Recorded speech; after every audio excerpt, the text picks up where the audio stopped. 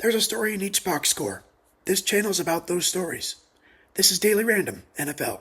Daily Random NFL. On October 4th, 1987, at Riverfront Stadium, the 1-1 Cincinnati Bengals hosted the 1-1 San Diego Chargers. The game featured a lot of guys who never before, nor since, appeared in any NFL games. It was week 3 of the NFL season, but week 1 of the replacement games. Historically, the Chargers were 10-7 in head-to-head play with the Bengals, although that really had no bearing on these replacement games. Al Saunders was coaching the Chargers. A native of London, England, Saunders was in his second of 3 seasons leading San Diego, with a 4-6 record thus far. Sam Weish was in charge of the Bengals. In his 4th season coaching the team, he was 26-24, and would coach them through the 1991 campaign, leading them to the 1988 AFC Championship. Rick Neuheisel was under center for the Chargers. A UCLA graduate, he ranked 5th in the nation and led the Pac-10 in 1983 with a 142.5 quarterback rating.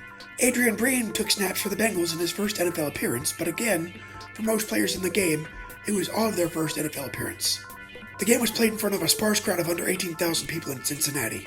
Striking Bengals players, including quarterback Boomer Esiason and wide receiver Chris Collinsworth, picketed outside the stadium. The strike created a clear divide among the Bengals roster. Striking players jeered and taunted replacement players and some fans as they entered the stadium. The anger was particularly aimed at Bengals veteran and captain Reggie Williams, who crossed the picket line to play with the replacement team. With less than a minute remaining in the first quarter, Wade Russell scored a touchdown on a 4-yard reception from Breen. With Massimo Manco's extra point, the quarter ended with the Bengals holding on to a 7-0 lead.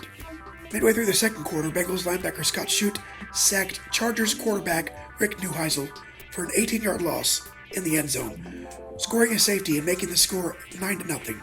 That score held until the fourth quarter. With just over 11 minutes remaining in the game, Chargers running back Frank Middleton crossed the goal line on a 1-yard dive. Neuheisel converted the extra point himself to get San Diego within 2 points at 9-7. With just under 3 minutes remaining, Chargers kicker Jeff Gaffney converted a 24-yard field goal attempt to give San Diego a 10-9 lead that would hold through the end of the contest. The game was a chaotic affair, with coaches and fans struggling to identify players. Both teams had to cobble together a new roster in just 10 days. Lineup cards were necessary, and the quality of play was low, with fumbles occurring on the first and the 6th play from scrimmage. Neuheisel completed 10 of 19 passes for 84 yards and an interception for a rating of 42.4.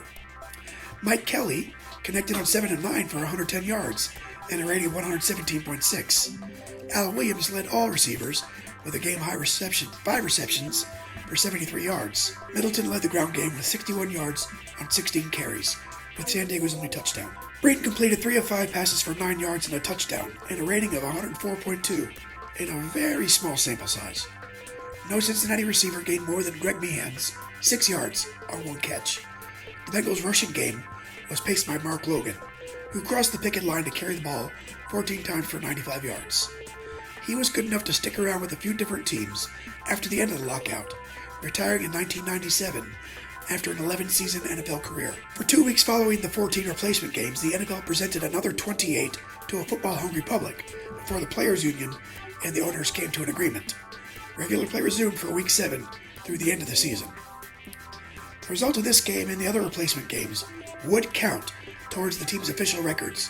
For the Bengals, the loss was part of a difficult season that would see them miss the playoffs despite making it each of the previous 4 seasons.